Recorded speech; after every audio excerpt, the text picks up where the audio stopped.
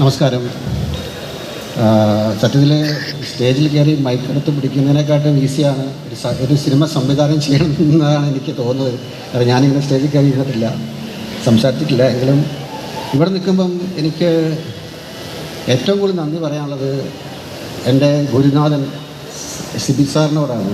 ഞാനിവിടെ വന്നതും ഇപ്പം ഇങ്ങനെ നിൽക്കാനുള്ള കാരണവും സിബി സാറാണ്. പിന്നെ ഞാൻ ഗുരുതുല്യനായി കാണുന്ന എൻ്റെ പ്രിയപ്പെട്ട ബ്ലസ്സിയേട്ടനോടും.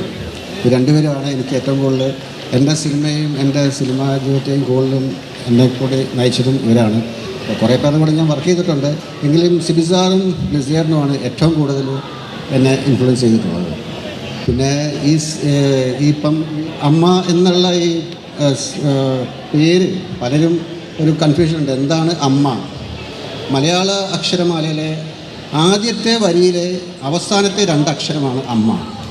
സത്യത്തിൽ അധികം ആരും ഉപയോഗിക്കാത്ത, യൂസ് ചെയ്യാത്തൊരു വാക്കാണ് അമ്മും ആയും. നമ്മളൊക്കെ സാധാരണ യൂസ് ചെയ്യുന്ന വാക്കുകളല്ല, എങ്കിലും അതാണ് നമ്മൾ എന്ന് ഉള്ള പേരിട്ടിരിക്കുന്നത്. അത് സിനിമ കണ്ടു കഴിയുമ്പോൾ നിങ്ങൾക്ക് ശരിക്കും മനസ്സിലാവും എന്തുകൊണ്ടാണ് എന്നുള്ള പേരിട്ടിരിക്കുന്നതെന്ന്. കൂടാതെ പേരിലെ പുതുമ കഥയിലും, അതാണ് നമ്മുടെ ഒരു ടാഗ് ലൈൻ, ഒരു ക്യാപ്ഷൻ തന്നെ അതാണ്. അതുകൊണ്ട് എന്തായാലും കഥയിലും അതിൻ്റേതായ പുതുമയുണ്ട്. ആ പുതുമ തീർച്ചയായിട്ടും സിനിമ കണ്ടു കഴിയുമ്പം നിങ്ങൾക്ക് മനസ്സിലാവും. എനിവേ, ഇന്നത്തെ ദിവസം എന്ന് പറയുന്നത് ഗോപിൻ്റെയാണ്, ഗോപി സുന്ദറിൻ്റെയാണ്. ഞാനും ഗോപി സുന്ദറും എനിക്ക് തോന്നുന്നു ചെന്നൈ മുതലുള്ള ബന്ധമാണ്. സിബി സാറിൻ്റെ ഫ്ലാഷ് എന്ന സിനിമയിലൂടെ ഗോപി അന്ന് തുടങ്ങിയ ബന്ധത്തിലൂടെയാണ് ഞാൻ എൻ്റെ 2ാമത്തെ സിനിമ ജമുന പ്യാരി മുതൽ ഗോപിയുടെ കൂടെയാണ്. കാരണം എനിക്ക് ഗോപിയുടെ പാട്ടുകൾ ഭയങ്കര ഇഷ്ടമാണ്.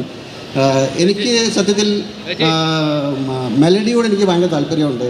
പഴയ പാട്ടുകൾ കേൾക്കാനും അത് ആസ്വദിക്കാനും അത് മൂളാനും ഇഷ്ടമുള്ള ആളാണ് ഞാൻ. പാട്ടിനെ ഒരുപാട് സ്നേഹിക്കുന്ന ആളാണ്. ഗോപിയുടെ പല പാട്ടുകളും എപ്പോഴും എനിക്കങ്ങനെ എന്നെ ഇൻഫ്ലുവൻസ് ചെയ്യിച്ച പാട്ടുകളാണ്. എനിവേ, ഇന്ന് നമ്മുടെ കൂടെ ഗോപി വന്നിട്ടുണ്ട്. ഗോപിയുടെ ഒരു ഡേ ആണ് ഇന്ന് മ്യൂസിക്കായിട്ട് ബന്ധപ്പെട്ടിട്ട്. അതുപോലെ നമ്മുടെ ഈ സിനിമയ്ക്ക് വേണ്ടിയിട്ട് വരികൾ എഴുതിയത് റഫീഖ് അഹമ്മദ് ഒരു പാട്ട് എഴുതിയിട്ടുണ്ട്. തേങ്കണ്ടിയൂർ വന്നിട്ടുണ്ട്. റഫീഖിന് വരാൻ പറ്റിയില്ല, കണ്ണു സുഖമില്ലായിരുന്നുകൊണ്ട്. നിതീഷ് നടേരി കോഴിക്കോട് നിന്ന് വന്നിട്ടുണ്ട്. പിന്നെ ഈ സിനിമയുടെ തിരക്കഥാകൃത്തും കഥാകൃത്തുമായ കവിപ്രസാദ് ഗോപിനാഥാണ് ഒരു മനോഹരമായ ഒരു പാട്ട് ഇതിനകത്ത് എഴുതിയിട്ടുണ്ട്. അതിവിടെ പ്ലേ ചെയ്യാൻ പറ്റില്ല, കാരണം 1-2 പാട്ടുകൾ ഇവിടെ പ്ലേ ചെയ്ത് കാണാൻ പറ്റില്ല. കാരണം അതിനൊക്കെ ഒരു കഥാപരമായി കുറേ കണക്ഷൻസ് ഉണ്ട്. അപ്പം അതുകൊണ്ട് ഒരു പാട്ടേ നമുക്കിവിടെ കാണാൻ പറ്റുള്ളൂ. ബാക്കി പാട്ടുകൾ സിംഗേഴ്സിനെ കുറിച്ച് പറയുകയാണെങ്കിൽ ഗോപി എനിക്ക് വളരെ ഇഷ്ടപ്പെട്ട, എനിക്ക് എൻ്റെ മനസ്സിൽ തോന്നിയ കുറേ നല്ല സിംഗേഴ്സിനെ ഗോപി സെലക്ട് ചെയ്ത് തന്നെ ഈ സിനിമയിൽ പാടിച്ചിട്ടുള്ളത്. ഒന്ന് സൂരജ് സന്തോഷ്, എനിക്ക് ഭയങ്കര ഇഷ്ടപ്പെട്ട ഒരു സിംഗറാണ്.